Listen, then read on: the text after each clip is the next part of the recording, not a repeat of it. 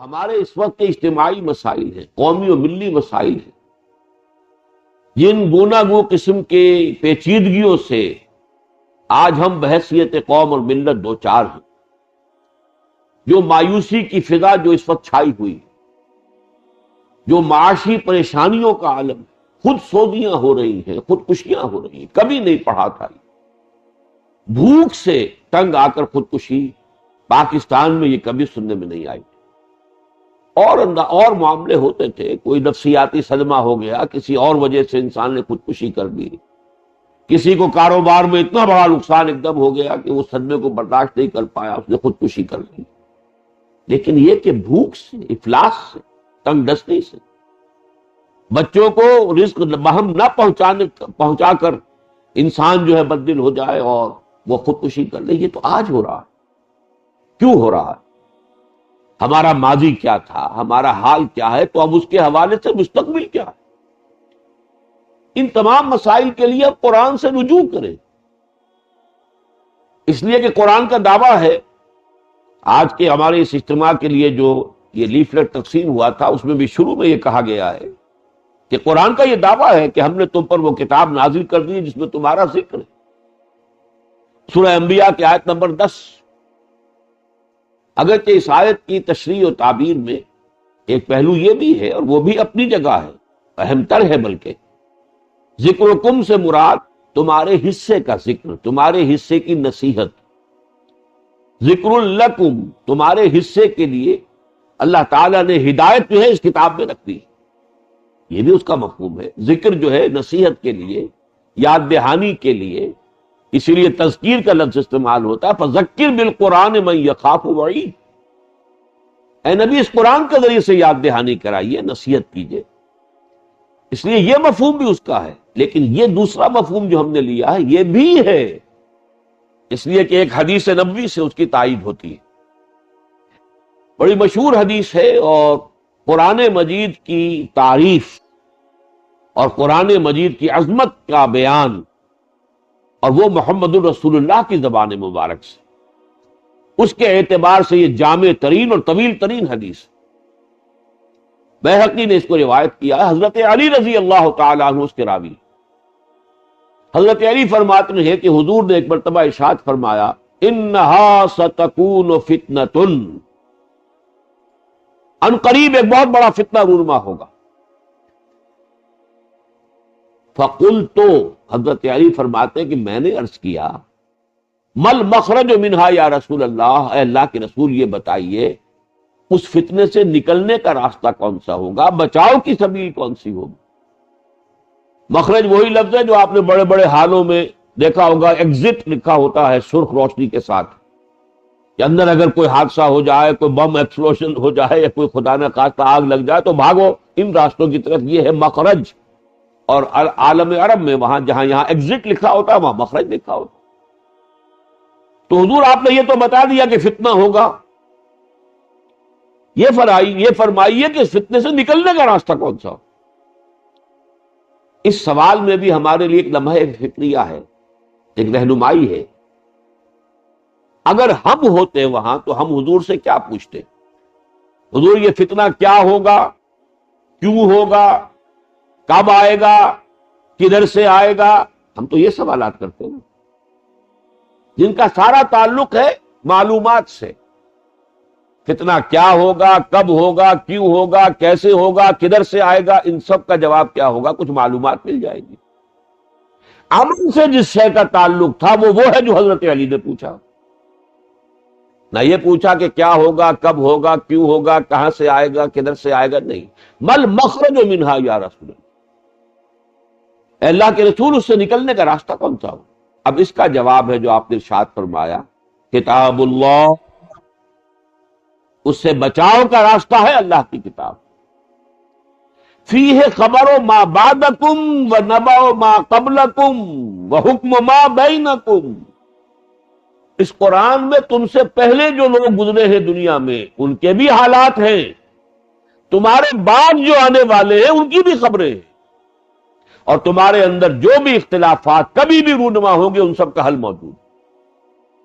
وَهُوَ الذِّكْرُ الْحَكِيمُ، وہو الصراط المستقیم، وہو حبل اللہ المتین، وہ تو الذکر ہے، اصل ذکر جو ہے وہ قرآن ہے، وہی صراط مستقیم ہے جو اللہ سے کہتے ہو اہدنا الصراط المستقیم، وہی تو صراط مستقیم قرآن ہے، اور وہی حبل اللہ المتین ہے، اللہ کی مضبوط رسی، جس کے لیے قرآن کہتا ہے واعتصموا بحبل اللہ جمیعا، وہ حبل اللہ خود قرآن ہے۔ بڑی طویل حدیث ہے، پوری حدیث کے بیان کرنے کا یہ موقع نہیں ہے، البتہ آخری 4 جملے ان کا تعلق کیونکہ اس بات سے ہے جو ابھی عزیزم نوید احمد آپ کے سامنے رکھ رہے تھے، تو وہ میں چاہتا ہوں کہ آخری 4 جملے بھی جو فصاحت اور بلاغت کی معراج، حضور کا اپنا دعویٰ ہے انا افصح العرب، میں عرب کا فصیح ترین انسان ہوں، اوتی تو جوامع الکلم، مجھے تو اللہ نے ایسی چھوٹی چھوٹی باتیں عطا کر دی ہیں جو بہت جامع ہیں، یعنی جو ہم کہتے ہیں کہ معانی اور معرفت کا سمندر جو ہے کوزے میں بند کر دیا جائے، تو یہ حقیقتاً حضور کے حکیمانہ اقوال کی یہ شان ہے، اوتی تو جوامع الکلم انا افصح العرب۔ آخری الفاظ جو ہے اس حدیث کے، طویل حدیث کے، من قال بہ صدقہ، جس شخص نے کوئی بات قرآن کی بنیاد پر کہی اس نے سچ کہا، ممن حکم بہ عدل، جس نے اس کے ذریعے کسی معاملے کا فیصلہ کیا اس نے عدل کیا، ومن عمل بہ اجر، اور جس نے اس پر عمل کیا اس کا اجر محفوظ ہے، مل کر رہے گا، اور آخری بات ومن دعا الیہ فقد ہدی الی صراط مستقیم، جس نے اس قرآن کی طرف لوگوں کو بلایا، لوگ آئے نہ آئے اس کی ہدایت ہو گئی اللہ کی طرف، صراط مستقیم کی طرف، اس کی ہدایت گارنٹیڈ ہے کہ جو اللہ کی کتاب کی طرف لوگوں کو بلاتا، بل قال بہ صدقہ، من حکم بہ عدل، ومن عمل بہ اجر، ومن دعا الیہ فقد ہدی الی صراط مستقیم۔ بہرحال اس حوالے سے آج ہم پہلا سوال یہ ہے کہ جینیسس آف پاکستان، پاکستان کیسے وجود میں آیا، اس کے اصل محرکات کیا تھے، کیا عوامل تھے۔ ایک بڑا گھسا پٹا سا موضوع ہے ہمارے ہاں، دانشوروں نے، صحافیوں نے، بجلی آ گئی ہے شفٹ کرنا ہے اس کو تو ذرا میں رک رہا ہوں۔ یہ موضوع جیسا کہ میں نے عرض کیا بڑا ہی گھسا پٹا سا موضوع ہے، بڑی بڑی کتابیں لکھی گئی ہیں، ایمرجنس آف پاکستان بہت بڑی ضخیم کتاب، پھر یہ کہ بہت سے دانشوروں نے اپنے اپنے نظریات پیش کیے۔ ایک زمانے میں نظریہ پاکستان، نظریہ پاکستان، نظریہ پاکستان کا بڑا غلغلہ اس ملک میں بہت زور شور کے ساتھ رہا ہے، لیکن یہ کہ ہر چند فلسفے کی چنا اور چنی رہی، لیکن خدا کی ذات جہاں تھی وہیں رہی۔ یہ مسئلہ جو ہے بلکہ یوں سمجھئے کہ شد پریشاں خواب من از کثرت تعبیر ہا، یہ کیا فینومینن تھا، کیا حالات تھے، کیا دوائی تھے، کیا محرکات تھے جن کی وجہ سے تحریک پاکستان چلی۔ اس میں سب سے پہلے یہ بات سامنے رہنی چاہیے جو بہت بڑی تاریخی حقیقت ہے، قیام پاکستان کی اصل تحریک ہندوستان کے جو اقلیتی صوبے تھے ان میں چلی،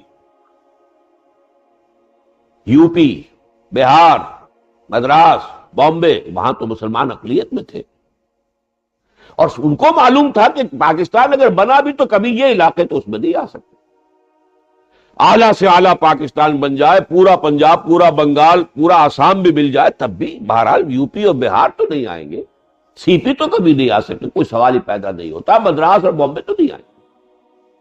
اصل تحریک وہاں چلی، اس لیے کہ جو میجورٹی پروونسز میں مسلمان تھے وہ تو اپنے نچند تھے، سرحد کے مسلمانوں کو ہندوؤں سے کیا خوف تھا؟ کوئی خوف نہیں۔ پنجاب کا مسلمان بھی ہندو چاہے وہاں غالب تھا ثقافتی اعتبار سے، مالی اعتبار سے، لیکن پھر بھی وہ ہاتھ جوڑ کر ہی بات کرتا تھا، اس کی کوئی حیثیت نہیں تھی سیاسی اعتبار سے۔ یہی وجہ ہے، یہ تو 2 صوبے ہیں جو بالکل ایکسیپشنل ہے، سندھ اور بنگال، اس کے کچھ حالات ہیں۔ بنگال میں بھی انگریز آیا، اس نے مسلمانوں سے حکومت چھینی اور پھر ہندو کو سپورٹ دی، ہندو کو ابھارا، مسلمان کو دبایا، لہذا وہاں شروع سے ایک رد عمل اس کا موجود۔ سندھ میں بھی انگریز نے آ کر مسلمان سے حکومت چھینی اور ہندو کو ابھارا. یہاں کے مسلمانوں میں بھی انگریز کے خلاف ایک رد عمل ہمیشہ سے موجود رہا، ہندو کے خلاف بھی، انگریز کے خلاف. پنجاب میں سکھوں کی حکومت تھی، پنجاب میں آ کر انگریز نے مسلمانوں کو سکھوں سے بلکہ سکھا شاہی سے نجات دلائی. سکھا شاہی، جہاں نہ کوئی قانون، نہ کوئی داد، نہ کہیں کسی طرح کی جو ہے فریاد، وہ تو جو نکل گیا زبان سے بس وہ قانون ہے. سکھا شاہی سے نجات ملی. اور یہ صرف پنجاب کا معاملہ نہیں، سرحد بھی، سرحد کے بھی درمیانی اضلاع ہیں، مردان، پشاور، کوہاٹ، یہ اسی طریقے سے سکھوں کے تحت تھے. یہی وجہ ہے کہ یہاں کے لوگوں کا طرز عمل کچھ اور تھا. لیکن یہ کہ باقی پورے ہندوستان کے اندر جہاں مسلمان اقلیت میں تھے انہیں محسوس ہو رہا تھا کہ اگر ہندوستان ایک سیاسی وحدت کی حیثیت سے آزاد ہو گیا تو ہندو کے عزائم کیا ہیں، اس کے ارادے کیا ہیں، اور کیا کیا اندیشے، کیا خطرات جو ہیں ہمارے ملی وجود کو، ہمارے قومی تشخص کو، یہاں تک کہ ہمارے مذہب کو کیا کیا خطرات درپیش ہیں، انہیں اندازہ ہو رہا. اور انہی کی ابتدائی ہوئی تحریک اصل تھی کہ جس کے نتیجے میں پاکستان قائم ہوا ہے. اب قرآن مجید کی طرف رجوع کیجئے، یہ سورہ انفال کی آیت نمبر 26 ہے. معلوم ہوتا ہے ایک ایک حرف اس کا منطبق ہوتا ہے تحریک پاکستان کے محرکات پر. وَاذْكُرُوا، اور ذرا یاد کرو. قرآن مجید کو جب ہم پڑھتے ہیں تو ذہن میں رکھیے کہ اس کا تعبیل خاص ہوتی ہے. جب قرآن نازل ہوا تو اس کا مفہوم کیا سمجھا گیا، اور تعبیل خاص ہے اہم ترین. لیکن پھر چونکہ قرآن صرف اپنے زمانے کے لیے نازل نہیں ہوا، یہ تو تا قیام قیامت انسانوں کی رہنمائی کے لیے نازل ہوا، پوری دنیا کے لوگوں کی رہنمائی کے لیے نازل ہوا، پھر صرف اس عرب قوم کے لیے تو نہیں. پھر اس کے بعد جنرلائز کریں گے آپ اس کو تعویل عام کہتے ہیں. الفاظ میں جو عمومیت ہے اس کے پیش نظر اس سے نتیجے نکالیے. تو تعویل عام اور تعویل خاص، تعویل خاص کے اعتبار سے اس کا مفہوم کچھ اور ہے، تعویل عام کے اعتبار سے کچھ اور. وَاذْكُرُوا إِذْ أَنْتُمْ قَلِيلٌ مُسْتَضْعَفُونَ فِي الْأَرْضِ، اور یاد کرو اے مسلمانوں جب تم قلیل تھے، تعداد میں کم تھے، اور تمہیں زمین میں دبا لیا گیا تھا. یہاں الارض سے مراد کیا ہے؟ ارض مکہ. مسلمان مکے میں تھے، تعداد میں کم تھے، کفار کا غلبہ تھا، انہیں دبایا ہوا تھا، وہ اللہ کی عبادت بھی نہیں کر سکتے تھے، حرم میں آ کر مارا جا رہا تھا، ان کے اوپر تشدد کیا جا رہا تھا. لیکن اب اسی کو جنرلائز کیجئے، ہندوستان میں ہم اقلیت میں تھے، اور ہندوستان کے ایک سیاسی وحدت کی حیثیت سے آزاد ہونے کا مطلب کیا کہ ہمیشہ کے لیے وہ اقلیت ہماری برقرار رہے. اس وقت بھی حال یہ تھا کہ مستضعفون ہم بن چکے تھے، تعلیم میں ہندو ہم سے بہت آگے نکل گیا. وہ سرمایہ کے اعتبار سے تو ہمارا اور اس کا کوئی تقابل سرے سے تھا ہی نہیں. منظم بہت ہو چکا تھا، سرکاری ملازمتوں میں بہت آگے نکل گیا تھا، انگریز کا قرب اسے بہت حاصل تھا. اس کی وجہ کیا ہے؟ انگریز نے ہم سے حکومت چھینی، ہم سے اسے اندیشہ تھا. انہیں تو خواب آتا رہے گا کہ کبھی ہم بادشاہ ہوتے تھے، ہم تو تخت حکومت پر بیٹھے تھے، تو یہ خواب جو ہے انہیں ہانٹ کرتا رہے گا، ان کے اندر بغاوت کے جراثیم پروان چڑھتے رہیں گے. ہندو کا کیا ہے؟ پہلے مسلمان کے غلام تھے، اب انگریز کے غلام ہو گئے. ان کے لیے کوئی شوق نہیں ہے، کوئی ان کے لیے نئی صورتحال نہیں ہے. چینج آف ماسٹرز کا معاملہ ہے، آقا پہلے اور تھے، اب اور ہو گئے، تبدیل ہو گئے. مسلمان کے لیے شوق ہے بہت بڑا، تخت حکومت سے گرا کر اور نیچے زمین پہ کھڑا کر دیا جاتا. لہذا مسلمانوں سے اندیشہ تھا. پھر مسلمان اپنی تہذیب اور اپنی روایات کے ساتھ بہت پختہ استوار رکھتا تھا عہد. ہندو اپنی تہذیب و تمدن سے پہلے بھی بہت دور جا چکا تھا، لہذا ایک نئی تہذیب اختیار کرنے میں اس سے تو کوئی بات نہیں تھی. ہمارے ہاں تو آپ کو معلوم ہے وہ دور بھی تھا کہ میز کرسی پر بیٹھ کر کھانا کھا لیا تو کہا کرسٹان ہو گیا، یہ چمچ استعمال کر لیا تو کرسٹان ہو گیا. یہ اس کا تو ہماری تہذیب اور تمدن سے کچھ سروکار ہی نہیں رہا.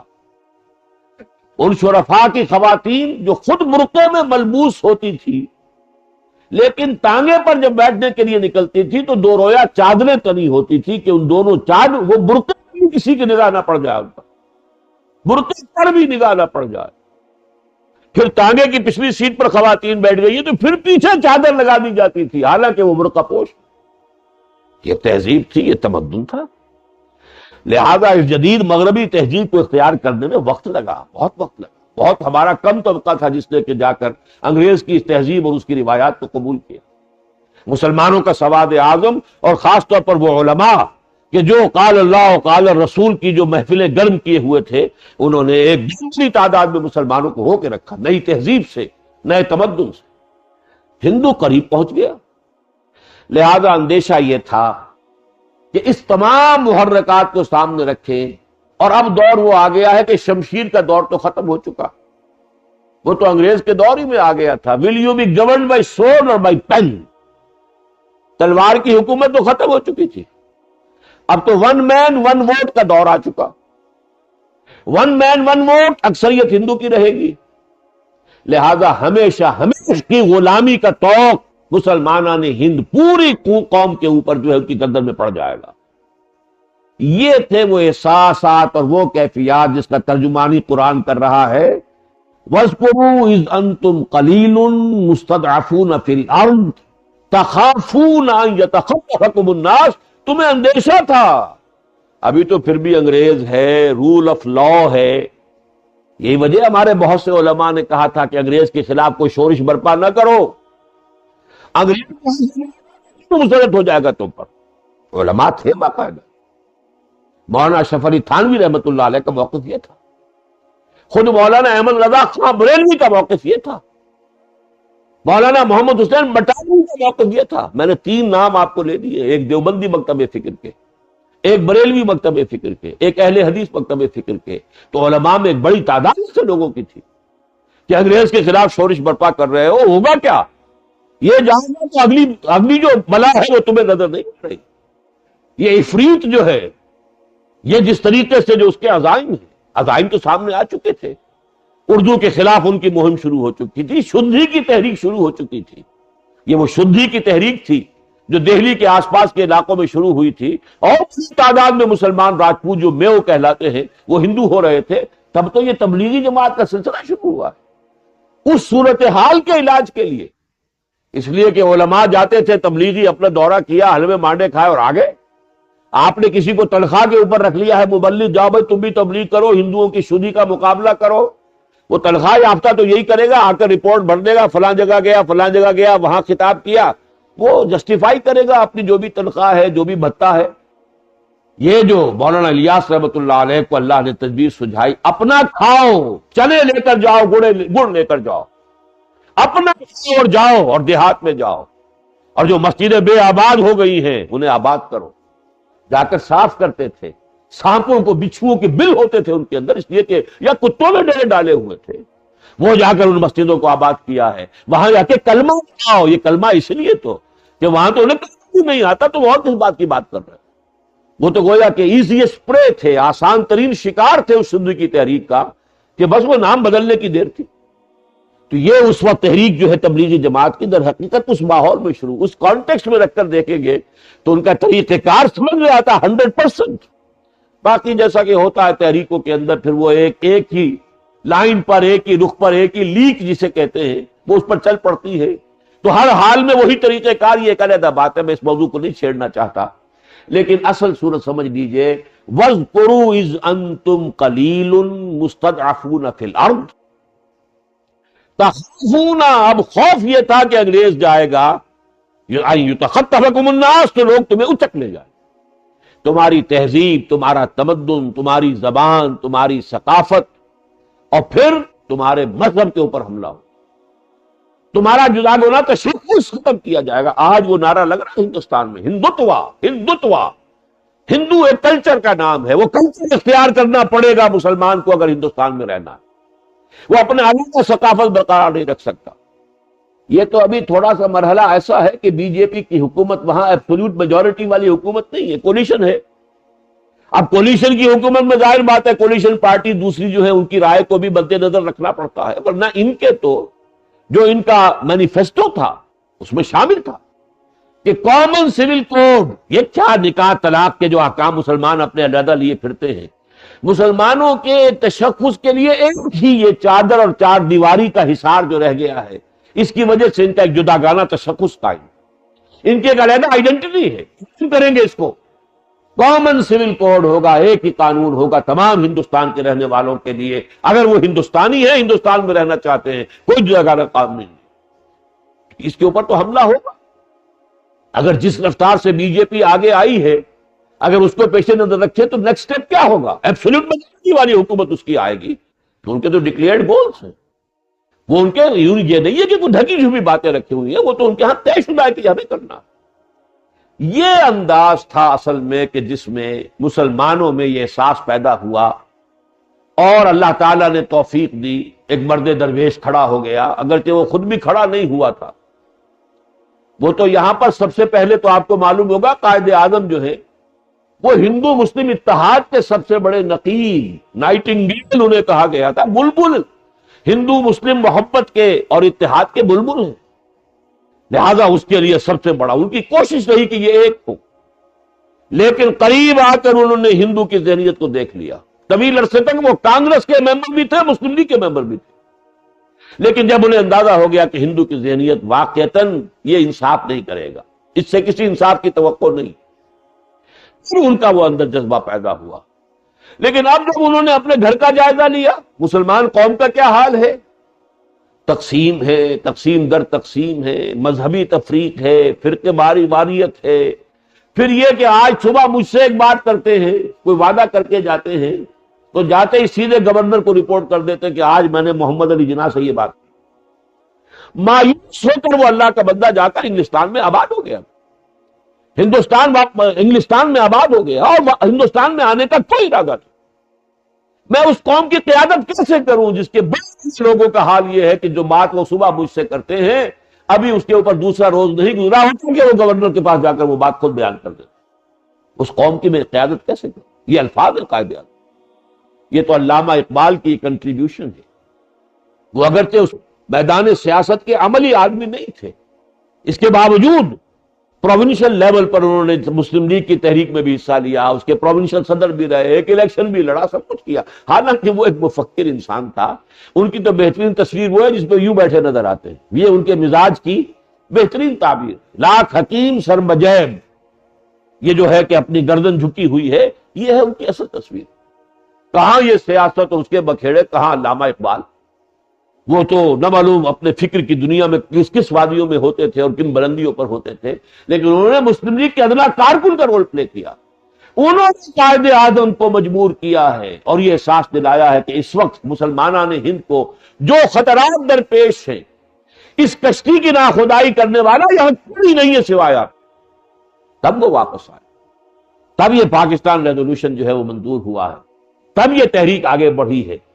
لہذا اس اعتبار سے سمجھیے کہ اصل محرکات کیا تھے. وَاذْكُرُوا إِذْ أَنْتُمْ قَلِيلٌ مُسْتَضْعَفُونَ فِي الْأَرْضِ تَخَافُونَ أَن يَتَخَطَّفَكُمُ النَّاسُ. اب دیکھیے چونکہ یہ تین الفاظ آئے تھے، یہ اللہ تعالیٰ کے کلام میں صنعت لفظی بھی ہوتی ہے. اب تین ہی باتیں آئیں اس میں، فَأَيَّدَكُمْ وَآوَاكُمْ وَأَيَّدَكُمْ بِنَصْرِهِ فَآوَاكُمْ وَأَيَّدَكُمْ بِنَصْرِهِ وَرَزَقَكُمْ مِنَ الطَّيِّبَاتِ لَعَلَّكُمْ تَشْكُرُونَ. تو اے مسلمانوں، اے مسلمانان ہند، ہم نے تمہیں پناہ دی. خاص طور پر ہندوستان سے ہجرت کرنے والے جو ہیں ان الفاظ کے مخاطب ہیں. ہم آئے نا، میں بھی آیا تھا، مشرقی پنجاب سے ہجرت کر کے آیا تھا، مہاجر. 20 دن میں 170 میل کا سفر طے کیا، حصار سے اور سلیمان کی ہیڈ ورکس تک، پیدل قافلے کے ساتھ. 20 دن، جسے کہتے ہیں لٹرلی خون اور آگ کے دریا کراس کر کے آئے. فَآوَاكُمْ، تمہیں پناہ دی. 2 بڑے بڑے خطے اللہ نے عطا کر دیے مسلم اکثریت کے. اب وہ اندیشہ ختم ہو گیا کہ ہم اقلیت میں ہیں، اکثریت جو چاہے گی کر لے گی. نہیں، اب ون مین ون ووٹ میں بھی ہمارا پلڑا بھاری ہے. چاہے یہ کہ ایسٹ پاکستان میں ہندو بھی تھے، ویسٹ پاکستان سے تقریباً انخلا ہو گیا تھا، کچھ سندھ میں رہ گئے، کچھ بلوچستان میں رہ گئے، پنجاب سے خاتمہ ہو گیا تھا. لیکن جو اوریجنل اسکیم تھی کہ اس میں ہندو رہتا بھی، تو بہرحال اکثریت مسلمان کی ہوتی. وہ اندیشہ جو تھا اقلیت کا، اذ انتم قلیل مستضعفون فی الارض تخافون یتخطفکم الناس، وہ بات ختم ہو گئی. اور نوٹ کیجئے تقریباً 10 ساڑھے 10 کروڑ کل آبادی تھی مسلمانوں کی اس وقت ہندوستان میں. انتہائی تعداد آزاد ہو گئی ہندو کی غلامی سے. انگریز کی غلامی کے ساتھ ہندو کی غلامی سے بھی نجات مل گئی. بیک وقت 2 غلامیوں، 1/3 ہندوستان میں رہے، 2/3 تو بچے نہیں. فرمایا فآواکم وأیدکم بنصرہ، اللہ نے اپنی خصوصی نصرت سے تمہاری تائید کی. ہندو کو یقین تھا چند مہینے کے اندر اندر پاکستان بیٹھ جائے گا. ٹرانسفر آف پاپولیشن انجینئر تھا. ہندو کو جو نکالا گیا ہے ویسٹ پنجاب سے، اسی لیے تم نکلو اور ادھر سے ہم مسلمانوں کو دھکے دیں گے تاکہ یہ پاکستان کی جو ہے گاڑی چلتے ہی بیٹھ جائے، ختم ہو جائے، فیل ہو جائے. انہیں نہ کاروبار آتا ہے، نہ مینجمنٹ سے یہ واقف ہے، یہ تو ہمارے حصے کی رقوم روک لی گئی، سارے وسائل روک لیے گئے تاکہ بند کولیپس کر جائے. قائد اعظم کے پاس تو تنخواہ دینے کے لیے مرکزی حکومت کے ملازمین کو پیسہ نہیں تھا. وہ تو آپ کو معلوم ہے آدم جی سیٹھ نے جو چیک دیا ہے، بلینک چیک، کہ آپ اس کے اوپر جو چاہے رقم لکھ لیں، تب تو یہ مرکزی حکومت کے ملازمین کو پیسے تنخواہ دینے کا امکان پیدا ہوا. ابھی وہ بیرکس کہیں کہیں کھڑی ہوئی ہے، بیرکس جہاں پر کہ وہ میک شفٹ ارینجمنٹ جس میں کہتے ہیں، اس میں کہ حکومت کا سلسلہ شروع کیا گیا تھا اور یقین تھا کہ پاکستان بنتے ہی ختم ہوتا ہے. اللہ نے نصرت فرمائی. اتنی بڑی تعداد میں ٹرانسفر آف پاپولیشن، ایک نیا ملک، نئی حکومت، بے سر و سامانی کی حالت کے اندر. لیکن یہ کہ جو دن آیا اس میں پاکستان پہلے سے مضبوط تر ہوتا چلا گیا. وہ وقت بھی آیا کہ لیاقت علی خان نے مکہ ہے بھارت کو، وہ بھی ایک کیفیت تھی ہماری، اور اس مکے سے ایک دم کھلبلی بھی تھی. وہ وقت بھی تھا کہ پاکستان میں یا کراچی میں بندر روڈ پر جب یوم پاکستان کی پیریڈ ہو رہی تھی تو 14 مسلمان ملکوں کے فوجی دستے جو ہے اس میں شریک تھے. اور لیاقت علی خان نے کہا تھا دنیا دیکھ لے ہم اکیلے نہیں ہیں، پوری دنیا کا مسلمان ہمارے ساتھ. وہ دبدبا کس شیر کی آمد ہے کہ رنگ کانپ رہا ہے اور رستم کا بدن زیر کفن کانپ رہا ہے. یہ وہی بات سامنے آ گئی تھی جس خوف سے کبھی گاندھی نے کہا تھا مبیاتے ہوئے قائد اعظم سے، آپ کے پاکستان کا مطلب پان اسلام تو نہیں ہے نا، یہ پین اسلامزم. پوری دنیا میں مسلمان اگر کہیں ایک ہو گیا تو ہمارا کیا اثر ہوگا؟ ہم تو ہندو تو صرف ہندوستان میں ہے، ہندوتوا تو ہندوستان میں ہے، اس کے باہر تو کوئی وجود نہیں. اور مسلمان ایک عالمی ملت کے یہ افراد ہیں، اس کا حصہ ہے. تو پان اسلام 14 مسلمان ملکوں کے دستے جو ہیں اس میں فوجی پریڈ میں شامل ہیں.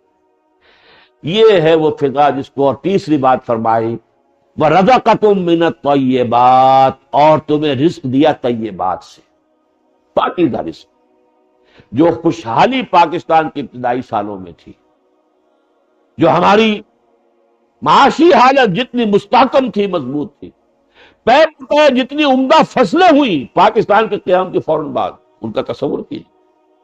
تو 3 الفاظ محرکات اور 3 الفاظ اللہ کی طرف سے اپنے فضل و کرم اور اپنی تائید اور احسان کے حوالے سے وَاذْكُرُوا إِذْ أَنْتُمْ قَلِيلٌ مُسْتَضْعَفُونَ فِي الْأَرْضِ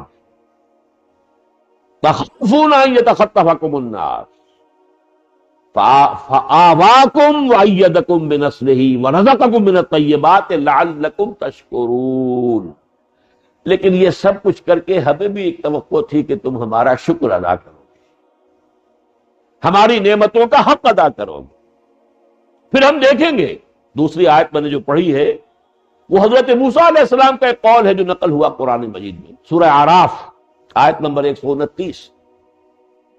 حضرت موسیٰ علیہ السلام کی بعثت سے قبل بھی آپ کو یاد ہوگا کہ بنی اسرائیل پر تشدد کی انتہا ہو گئی تھی، اور یہ کہ ہر بچہ جو پیدا ہو رہا تھا، نرینہ جو بھی بیٹا تھا وہ قتل ہو رہا تھا، صرف لڑکیوں کو زندہ رکھ رہے تھے. اس سے بڑی اور کیا، یعنی کسی پرسیکیوشن کی اور کسی قوم کی جو ہے جڑ کاٹنے کا عمل جو ہے اس سے بڑا کون سا ہو.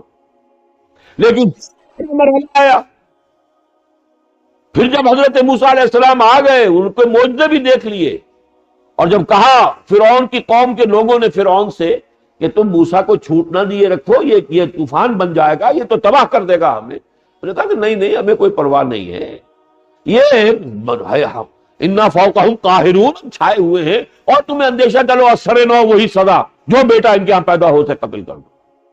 تب انہوں نے کہا اے موسیٰ، ہم پر تو پہلے بھی عذاب تھا اور آپ کے آنے کے بعد بھی عذاب ہے۔ اس کا جو جواب حضرت موسیٰ نے دیا، قال عسیٰ ربکم ان یہلک عدوکم، ان قریب ہوا چاہتا ہے تمہارا رب تمہارے دشمن کو ہلاک کر دے گا، وَيَسْتَخْلِفَكُمْ فِي الْأَرْضِ، تمہیں زمین کے اندر تمکن عطا کرے گا، فَيَنْظُرَ كَيْفَ تَعْمَلُونَ، پھر دیکھے گا کہ تم کیا کرو۔ دیکھیے واقعہ یہ ہے، یہ باتیں چونکہ اب بہت پرانی بھی ہو گئی ہے، حقیقت ہے میری عمر 15 برس تھی، اور وہ دور ایسا تھا ہماری قومی زندگی کا، شعور کی سطح جو ہے بچپن ہی میں بہت بلند ہو جاتی تھی، ایک ٹکراؤ تھا قومی سطح کے اوپر، تو ظاہر بات ہے کہ بچوں کو بھی اس کا احساس ہوتا ہے۔ مجھے یاد ہے 6 برس کی میری عمر تھی، ایک ہی سال 1938 اس میں علامہ اقبال کا انتقال ہوا اور مصطفیٰ کمال پاشا کا انتقال ہوا۔ مجھے اب بھی یاد ہے کہ میں نے اس کا صدمہ محسوس کیا، 6ٹھی جماعت کا بچہ، لیکن یہ کہ اس زمانے میں وہ سطح ہماری بلند ہو گئی تھی، وہ ایک شعور کی سطح جو ہے، ان چیزوں کا علم جو ہے زیادہ تھا، احساس تھا، تو وہ ساری چیزیں اب بھی ہمارے سامنے موجود ہیں۔ حقیقت یہ ہے کہ کانگریس اور ہندو قوم کی موت تھی، ہلاکت تھی جو پاکستان کی شکل میں سامنے آیا۔ گاندھی جیسا مہاتما، اور اس نے چند ہی دن پہلے کہا تھا کہ میری رقص پر پاکستان بن سکتا ہے، کوئی سوال ہی پیدا نہیں۔ مقدس گاؤں کے مانند بھارت اور اس کے ٹکڑے، پوری ہندو قوم اور کانگریس جیسی عظیم تحریک اور گاندھی جیسا عظیم مہاتما، اس میں کوئی شک نہیں ہے، ہندو قوم نے اتنا بڑا لیڈر کوئی پیدا نہیں کیا۔ وہ اپنی جگہ جو کچھ تھا، ہمارے لیے جو کچھ تھا، لیکن اپنی جگہ ہندو قوم کا عظیم ترین رہنما تھا۔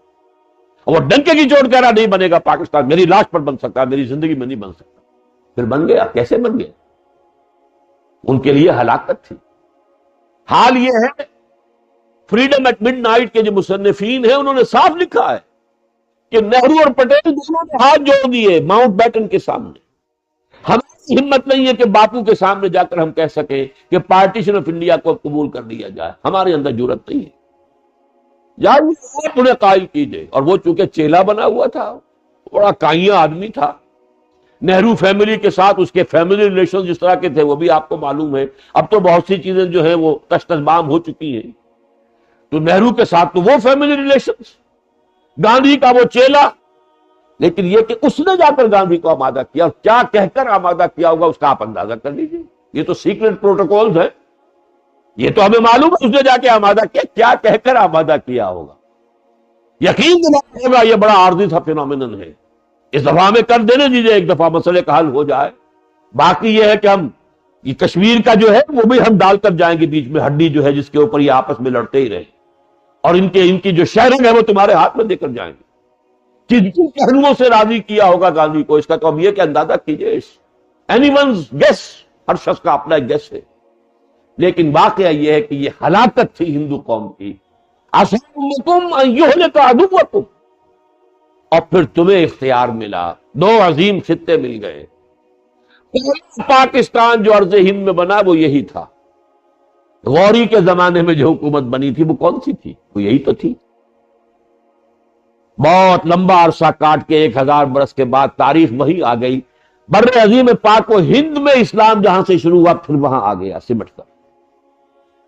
یہ تو اضافہ ہے، بونس ہے جو مشرقی پاکستان کی شکل میں ملا ہے، ورنہ مفکر پاکستان علامہ اقبال 1930 کے خطبے میں یہ تو ذکر کرتے ہیں کہ اس ڈیسٹنی، یہ تقدیر مبین ہے کہ ہندوستان کے شمال مغرب میں ایک آزاد مسلمان ریاست قائم ہوگی۔ مشرقی پاکستان کا کوئی تذکرہ نہیں ہے، وہاں ان کا کوئی ویژن نہیں تھا، ویژن تھا اس پاکستان۔ تو میں یہ سمجھتا ہوں اللہ نے بونس دی۔ 1 سال پہلے قائد اعظم آزاد پاکستان کے مطالبے سے کم 10 سال کے لیے مستعفی ہو چکے۔ آپ حیران نہ ہو میری بات سے، جب کیبنٹ مشن پلان تسلیم کر لیا تو وہ کیا تھا؟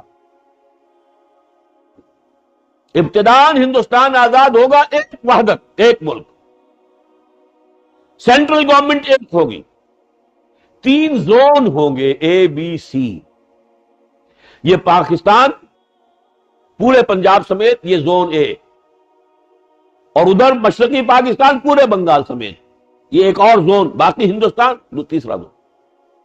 البتہ 10 سال کے بعد ہر زون کو یہ اختیار ہوگا وہ چاہے تو علیحدہ ہو جائے، گویا کہ کم سے کم 10 سال کے لیے آزاد پاکستان کے مطالبے سے جب قائد اعظم نے اس کو تسلیم کر لیا تو 10 سال کے لیے تو دستبردار ہو گئے کہ نہیں؟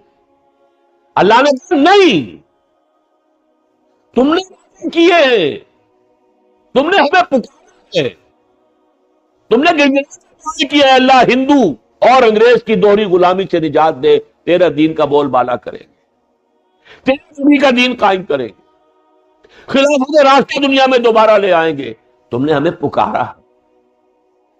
قال ربکم ادعونی استجب لکم، اللہ تو کہتا ہے پکارو مجھے، میں تمہاری دعا کو قبول کروں گا۔ اور میں تو چونکہ 15 برس کی عمر میری تھی، میں تو اس کے اندر ایک کارکن کی حیثیت سے شامل تھا، مسلم اسٹوڈنٹس فیڈریشن کا حصار ڈسٹرکٹ کا میں اس وقت جنرل سیکریٹری تھا، رات بھی بتا چکا ہوں۔ سن 46 میں حبیبیہ ہال اسلامیہ کالج لاہور میں جو ایک بہت بڑا جلسہ ہوا تھا، مسلم اسٹوڈنٹ فیڈریشن آل انڈیا، اس میں جو ہے ہر پنجاب کے ہر ضلع سے 2 آئے تھے مندوب، تو ضلع حصار سے ایک میں تھا، ایک اور دوسرے صاحب تھے عبد الواحد نام کے۔ میں تو ورکر ہوں، مجھے یاد ہے کس طرح عیدین کے اجتماعات میں، جمعوں کے اجتماع میں، جمعۃ الوداع کے اجتماعات میں جس طرح ہم نے گڑ گڑا کر دعائیں کی۔ اللہ نے وہ پکار سنی، عسیٰ ربکم ان یہلک عدوکم، تمہارے دشمن کی معنوی ہلاکت، اس کی کثرت تعداد کے باوجود، اس کی سرمایہ داری کے باوجود، اس کی بہت بلند تنظیم کے باوجود، اس کی بیداری کے باوجود، نہیں اس کی تمام مخالفتوں کے الرغم، اور تم نے بھی گھٹنے ٹیک دیے 10 سال کے لیے، نہیں لو آزاد پاکستان، مکمل طور پر آزاد پاکستان، اور تمہارے مفکر نے تو ایک پاکستان کا خواب دیکھا تھا، ہم 2 پاکستان تمہیں دے رہے ہیں، مغربی پاکستان بھی مشرقی پاکستان۔ لیکن فَنَنْظُرَ كَيْفَ تَعْمَلُونَ، اب ہم دیکھیں گے تم کیا کرو،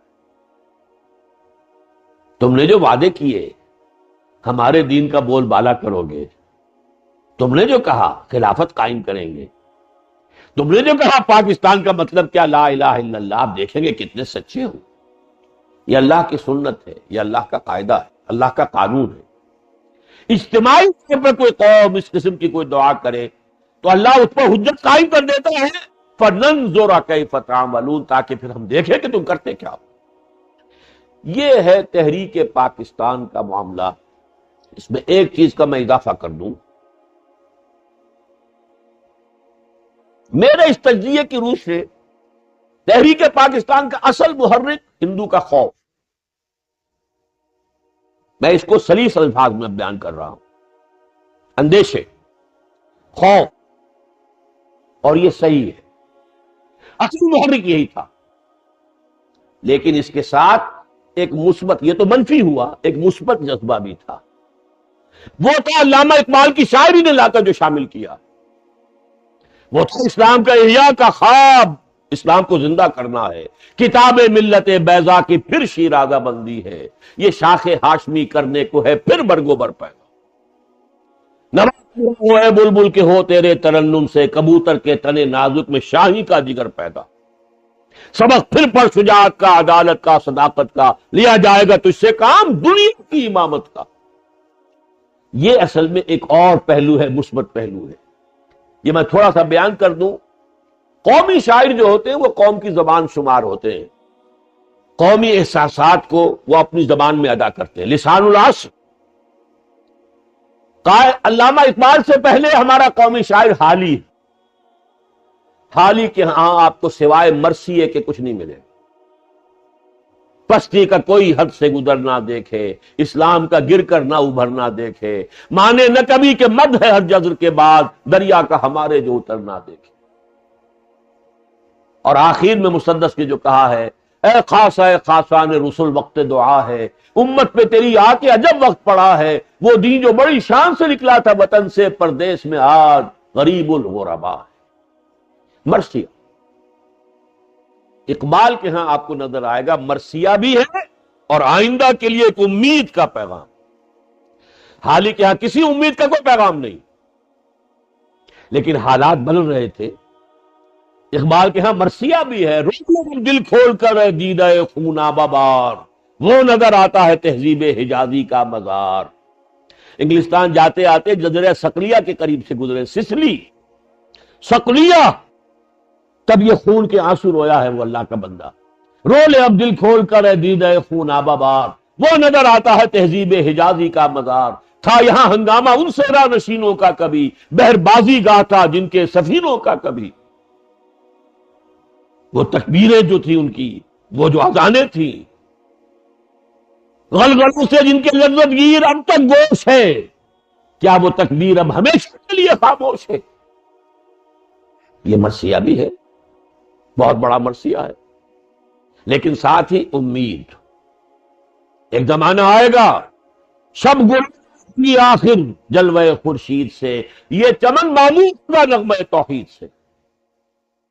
اور آنکھ جو کچھ دیکھتی ہے لب پہ آ سکتا نہیں، محو حیرت ہوں کہ دنیا کیا سے کیا ہو جائے، اسلام کا غلبہ ہو. تو یہ واقعہ ہے کہ یہ جو ایک پازیٹو ایک ہے، جیسے کہ بجلی کا کرنٹ ہے تو دو تار ہوتے ہیں، پازیٹو نیگیٹو.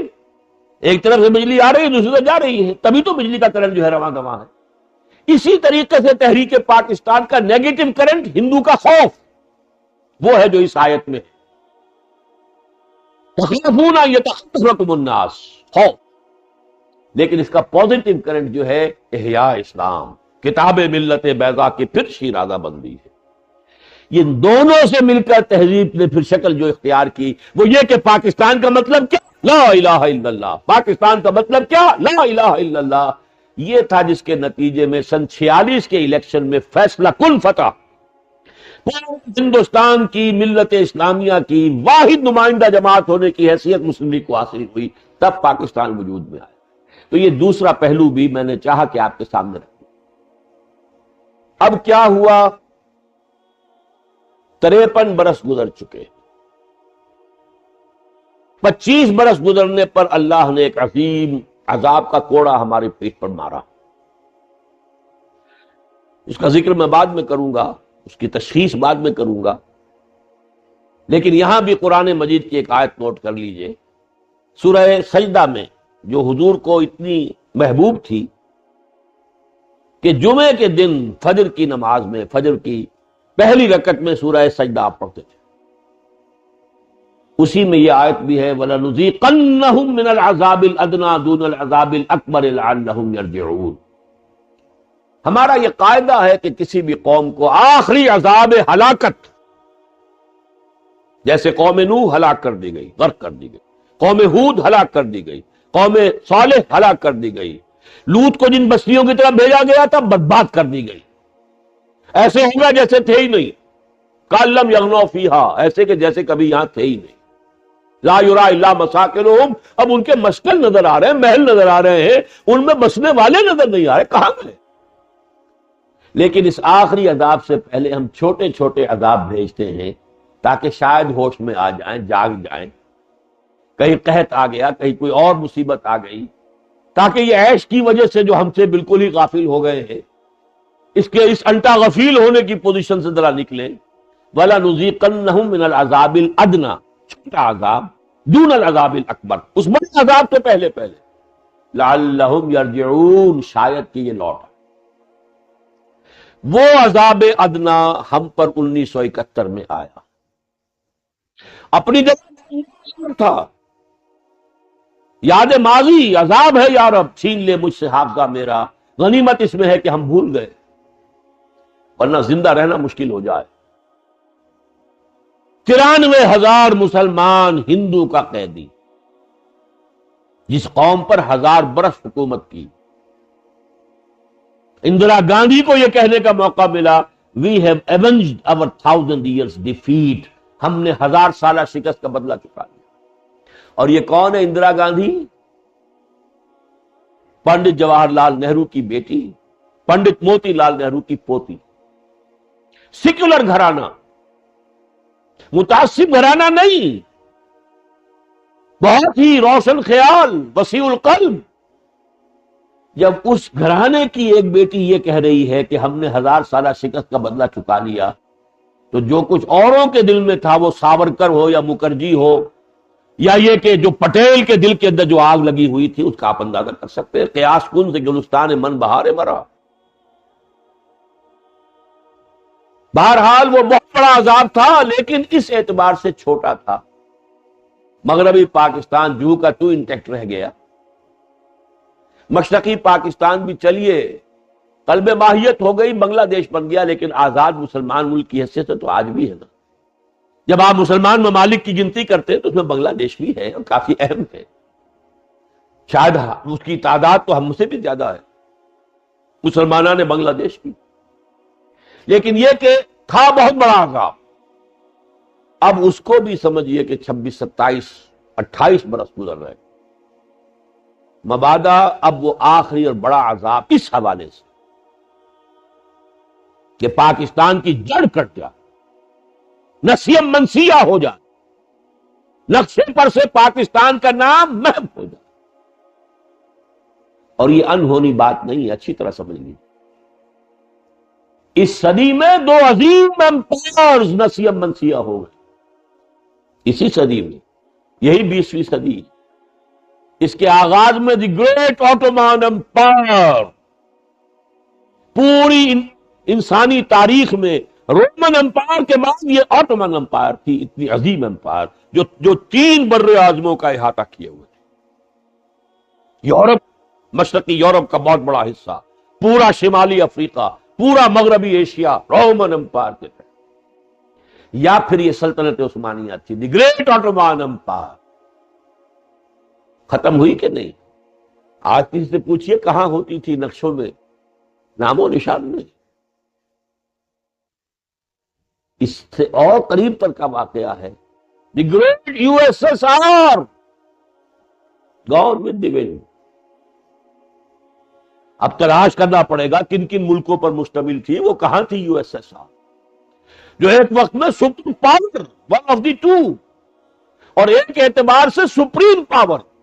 خلا کی تسخیر میں وہ امریکہ سے بہت آگے تھا. امریکہ کانپتا تھا اس کی خلا کے تسخیر کے پروگرام کے اعتبار سے، بہت آگے نکل چکا تھا، لہذا ڈر تھا. آج اس کا نام و نشان ہے. تو ہم کس کھیت کی مولی ہے؟ پاکستان کون سی بہت بڑی حقیقت ہے مانوی طور پر ہے، اللہ کی مشیت کے حوالے سے ہے، لیکن اس وقت ہم ظاہری کر رہے ہیں. وہ کتاب چھپی ہے اور 2006 کا نقشہ، اسی آپ کے کراچی ہی میں وہ کتاب ایک چھپی ہے، کراچی پیپرز کے نام سے. پیپلز پارٹی کی کارکن ہے، میں نام بھول رہا ہوں اس وقت، انہوں نے وہ کتاب لکھی ہے اور اس میں ایک کتاب کا حوالہ دیا ہے جو امریکہ میں چھپی ہے، سن 94 یا 92 میں چھپی ہے، کہ سن 2006 میں یہ نقشہ ہوگا پاکستان. سب سے عظیم مملکت جو اس میں سے نکلے گی وہ بلوچستان کی ہوگی، ترقی یافتہ ترین اور سب سے زیادہ خوشحال بلوچستان. ایک سندھو دیش ہوگا، ایک وہاں انہوں نے نام دیا ہے لیاقت پور کے نام سے بھی، کراچی کے اس کے آس پاس کا ہوگا، اور ایک اور ہوگا جنوبی پاکستان کے عنوان سے. اور اس نے کہا کہ جو نقشہ اس کتاب میں دکھایا گیا تھا، اس کے 2 سال بعد دیکھا کہ جو ملیر کا ضلع بنایا گیا ان حدود کے مطابق بنایا گیا جو اس کتاب میں درج. کس نے بنایا؟ کوئی انویزیبل ہینڈ ہے نا.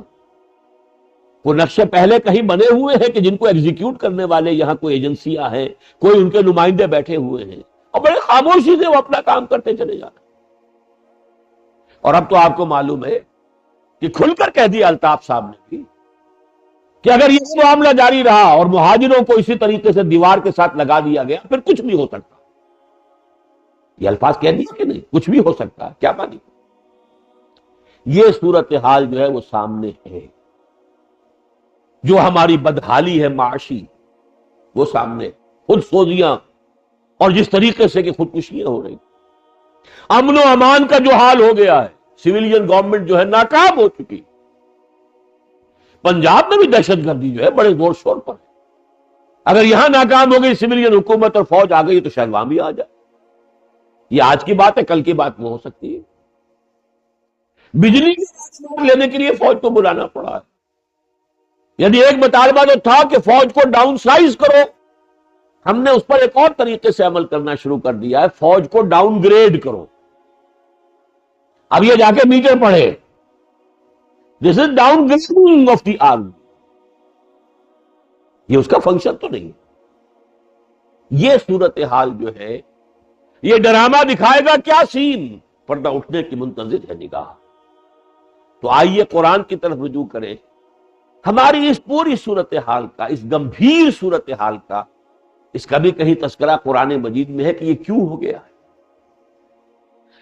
سورہ توبہ کی 3 آیات 75، 76، 77، یہ اس لیے بتا رہا ہوں کہ جا کر بھی پڑھیے کبھی ان آیات۔ مدینے میں جو منافقین تھے، اور آپ کو معلوم ہے منافق وہ ہیں جنہیں قرآن کہتا ہے ان المنافقین فی الدرک الاسفل من النار، جہنم کے سب سے نچلے طبقے میں منافق ہوں گے، جن کا حال یہ ہے کہ حضور سے کہا گیا استغفر لهم او لا تستغفر لهم ان تستغفر لهم 70 مرة فلن يغفر الله لهم۔ اے نبی آپ چاہے ان کے لیے استغفار کریں چاہے نہ کریں، اگر آپ 70 مرتبہ بھی استغفار کریں گے تب بھی اللہ ان کو معاف نہیں کرے۔ ان سے بڑھ کر بدبختی کا کوئی معاملہ ہو سکتا ہے؟ ان میں سے ایک خاص قسم کے منافقین کا تذکرہ ہو رہا ہے، وَمِنْهُمْ، ان میں سے وہ بھی ہیں من عاہد اللہ، اللہ سے انہوں نے ایک عہد کیا، لئن آتانا من فضلہ، اگر اللہ نے ہمیں اپنے فضل سے نواز دیا، ہمیں غنی کر دیا، دولت دے دی، سرمایہ دے دیا، لنصدقن، خوب صدقہ دیں گے، خیرات کریں گے، وَلَنَكُونَنَّ مِنَ الصَّالِحِينَ، بہت نیک ہو جائیں۔ فلما آتاہم من فضلہ، تو جب اللہ نے انہیں اپنے فضل سے نواز دیا، غنی کر دیا، دولت دے دی، بخلوا میں ہی، اب اس دولت کے ساتھ بخل کیا، وتولوا، پیٹھ موڑ لی، وہم معرضون، اعراض کیا، کنی کترا گئے، بھول گئے کیا وعدہ کیا تھا۔ یہ وعدہ خلافی جو اللہ سے کی، اس کی سزا کے طور پر اب تیسری آیت سنیے، فَعَاقَبَهُمْ نِفَاقًا فِي قُلُوبِهِمْ، اللہ نے ان کے دلوں میں نفاق پیدا کر، سزا کے طور پر، عقوبت کے طور پر، فَعَاقَبَهُمْ، عقوبت، فَعَاقَبَهُمْ نِفَاقًا فِي قُلُوبِهِمْ، نفاق کی بیماری، نفاق کا روگ، جس سے زیادہ مہلک روگ اور کوئی نہیں، وہ ہم نے ان کے دلوں میں پیدا کر۔ یہ ہے تشخیص آج ملت اسلامیہ پاکستان۔ ہم نے کیا تھا اور عہد اللہ سے ہم نے نہیں نبھایا، ہم نے بات خلافی کی، ہم نے سڑکیں بنائی، ہم نے محل بنائے، ہم نے بہت بڑا قائد اعظم کا بازار بھی بنا دیا، ہم نے بڑے اونچی اونچی جو ہے بلڈنگیں بنا لی، بڑے محل بنا لیے، بڑے کارخانے لگا لیے، سب کچھ ہو گیا۔ وہ دین کہاں ہے بھائی؟ تمہاری تو ساری معیشت سود پر چل رہی ہے، وہی جاگیرداری تو کی تو قائم ہے، ظلم کی انتہا، خون پسینہ ہاری کا، کسان کا، اور عیش کر رہا ہے جاگیردار۔ اس کے بچوں کی تعلیم بھی باہر ہوتی ہے، وہ گرمی کا موسم بھی باہر گزارتے ہیں، لیکن یہ کہ ان کی ساری عیاشی کے لیے کہاں سے سرمایہ؟ سرمایہ داری، جاگیرداری، دونوں داریوں نے اس ملک کے اندر ان کے عوام کو جس طریقے سے کچلا ہوا، جس کو اقبال نے کبھی کہا تھا، خواجہ از خون رگے مزدور سازد لال ناب، از جفائے دہ خدا کشتے دہقانہ خراب، انقلاب ہے انقلاب۔ سرمایہ دار نے مزدور کے خون کی، اس کے رگوں میں جو سرخ خون دوڑ رہا تھا، اس سے وہ سرخ شراب کشید کی ہے جو وہ شام کو بیٹھ کر کلب میں یا کہیں اپنے گھر میں جو ہے وہ پی رہا۔ کہاں سے آئی شراب؟ یہ اس کے کارخانے میں کام کرنے والے مزدور کی رگوں کے اندر دوڑنے والے سرخ خون سے کشید کی گئی۔ خواجہ از خون رگے مزدور سازد لال ناب، اب جفائے دہ خدایاں اور جاگیرداروں اور زمینداروں کے جفا جور اور ظلم کی وجہ سے کشت دہقانہ خراب، دہقان کی کھیتی خراب ہے، دہقان کو اس سے روزی نہیں مل رہی۔ جس کھیت سے دہقان کو میسر نہ ہو روزی، اس کھیت کے ہر خوشہ گندم کو جلا دو۔ انقلاب ہے انقلاب، نظام تو وہ چل رہا۔ آج تک کتاب و سنت کی ٹوٹل بالادستی نہیں آ سکی اس ملک۔ دھوکہ دینے کے لیے قرارداد مقاصد بھی آ گئی، دھوکہ دینے کے لیے دفعہ 227 بھی آ گئی، خالص دھوکے کے لیے شریعت کوڈ بھی قائم کر دی گئی۔ صرف دھوکہ، نفاق اور کچھ بھی نہیں۔ یہ جو نفاق ہم میں پیدا ہوا ہے، اس کے 3 پہلو میں یہاں آپ کے سامنے رکھنا چاہتا ہوں۔ علمی اعتبار سے، نظری اعتبار سے سب سے بڑا نفاق ہمارے دستور میں۔ پورا اسلام منافق بھی تو پورا مسلمان ہوتا تھا۔ اذا جاءك المنافقون قالوا نشهد انك لرسول الله والله يعلم انك لرسوله والله يشهد ان المنافقين لكاذبون۔ اے نبی، جب یہ منافق آپ کے پاس آتے کہتے ہم گواہ ہیں کہ آپ اللہ کے رسول ہیں، اور اللہ سے بڑھ کر کس کو معلوم ہوگا کہ آپ اللہ کے رسول ہیں، لیکن اللہ گواہی دیتا ہے یہ جھوٹ بول رہے ہیں، ان کے دل میں یہ بات نہیں۔ اللہ کی حاکمیت، قرارداد مقاصد، لیکن اس حاکمیت کا جو ظہور ہونا چاہیے کتاب و سنت کی ٹوٹل بالادستی، وہ کہیں نہیں۔ ورنہ اسلام تو پورا ہے، قرارداد مقاصد بھی پورا ہے۔ 227 دفعہ یہاں کتاب و سنت کے خلاف کوئی قانون سازی نہیں کی جا سکتی، اور جو موجودہ قوانین ہیں ان میں سے جو بھی کتاب و سنت کے منافی ہیں وہ تبدیل کر دیے جائیں گے۔ لیکن نیچے کیا لکھ دیا؟ اس پر عمل صرف اس طریقے سے ہوگا کہ کونسل آف اسلامک آئیڈیالوجی غور کرتی رہے گی اور رپورٹیں پیش کرتی رہے گی۔ آگے کچھ پتہ نہیں ان رپورٹوں کا کیا حشر ہوگا۔ وہ رپورٹیں پیش کرتی رہی، انبار لگ گئے، وہ یا تو وزارت قانون کی جو الماریاں ہیں وہ بھر گئیں، یا اور متعلقہ وزارتوں میں چلی گئی، کوئی عمل نہیں۔ بہت بڑا تیر مارا ضیاء شریعت، اس کوڈ کو اختیار ہوگا، اس میں علماء بھی ہوں گے، اور بڑے چوٹی کے علماء، ہینڈ پکڈ علماء۔ آخر تقی عثمانی صاحب کا کس نے انتخاب کیا؟ ضیاء الحق نے کیا۔ پیر کرم شاہ صاحب کا کس نے انتخاب کیا؟ ضیاء الحق صاحب نے کیا۔ مولانا مودودی کے جو پرائیویٹ سیکرٹری ہوتے تھے ملک غلام علی، ان کا کس نے انتخاب کیا؟ ضیاء الحق نے کیا۔ بڑی واقعہ ہے، بڑی بات ہے، اور اس کو اختیار سے جس قانون کو یہ کہہ دے گا کہ وہ کتاب و سنت کے منافی ہے وہ ختم ہو جائے۔ کتنا بڑا مومنانہ اعلان۔ لیکن چپکے سے اس عدالت کو 2 ہتھکڑیاں پہنا دی، 2 بیڑیاں ڈال دی۔ دیکھو دستور پاکستان تمہارے دائرے سے خالی ہے، کوئی بات نہ کرنا اس کے بارے میں۔ یہ جو جوڈیشل پروسیجرل لاز ہیں، ضابطۂ دیوانی، ضابطۂ فوجداری، یہ بھی تمہارے دائرے سے خارج ہے۔ سب سے بڑھ کر مسلم فیملی بھی تمہارے دائرے سے خارج۔ 10 سال تک مالی معاملات بھی تمہارے دائرے سے خارج۔ میں نے تقی عثمانی سے کہا تھا، باب جبرائیل کے باہر مجھے مل گئے تھے مدینہ منورہ میں، مسجد نبوی کے باہر، اور میں نے کہا تمہیں شرم نہیں آتی؟ اس عدالت کے جن کر بیٹھے ہوئے ہو جو میں بھی فیصلہ نہیں دے سکتی کہ ان میں سے کوئی شے کتاب و سنت کے منافی تو نہیں ہے۔ کہنے لگے میں کیا کروں، میں نے تو کئی دفعہ کہا، میں نے چاہا بھی کہ مجھے فارغ کر دے۔ میں نے کہا میں 1 منٹ میں استعفیٰ دے کر شورا سے نکل آیا۔ مجھے ہوا تھا کہ ضیاء الحق واقعتاً اسلام کی خدمت کرنا چاہتا ہے، وزارت کی پیشکش کی تھی، وہ میں نے اس کی نفی کر دی تھی، لیکن میں شورا میں تو گیا تھا۔ اللہ کہ کوئی ارادہ نہیں ہے، چھٹی کی، سلام کیا، قالو سلامہ، اپنے گھر واپس آ گئے۔ جانے والے کو کوئی روک سکتا ہے؟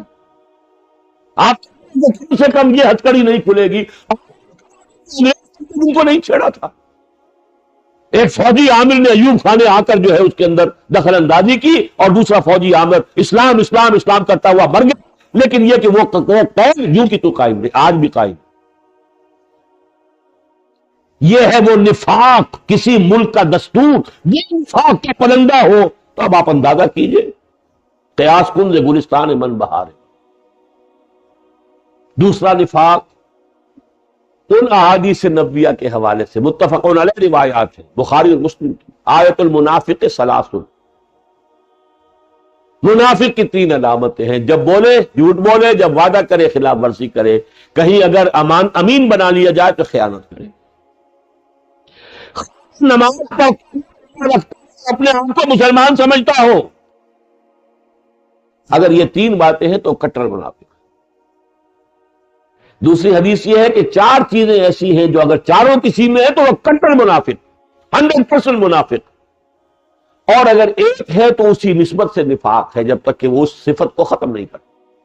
25% منافق، 50% منافق، 75% منافق. 3 چیزیں وہی ہیں. اور چوتھی کیا ہے؟ اذا خاصم فجرا، جب کہیں کسی سے اختلاف ہو، جھگڑا ہو، ناپے سے باہر ہو جائے. نہ کنٹرول رہے اپنی زبان پر، نہ کنٹرول رہے اپنے ہاتھوں پر. چاروں چیزوں کو دیکھ لیجئے اپنے معاشرے میں. جو جتنا اتنا ہی بڑا جھوٹا،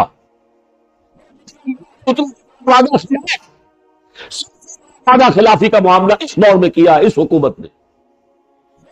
میرے پاس آ کر اپنے والد ماجد سمیت کہا کہ ٹھیک ہے سال کے اندر سود کو ختم کر دیں گے. وہ تو اب تو 1.5 سال ہو چکا ہے. کس سے بڑی وعدہ خلافی اپنی بنائی ہے راجہ ظفر الحق صاحب کے زیر سرکردگی.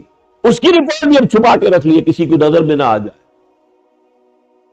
جو جتنا بڑا ہے اتنا بڑا جھوٹا، جو جتنا بڑا ہے اتنا بڑا وعدہ خلاف، جو جتنا بڑا ہے اتنا ہی بڑا غبن کرنے والا. یہ غبن جو ہے اب کروڑوں میں ہوتے ہیں، اب تو اربوں میں ہوتے ہیں، ملینز اور بلینز کی باتیں ہوتی ہیں.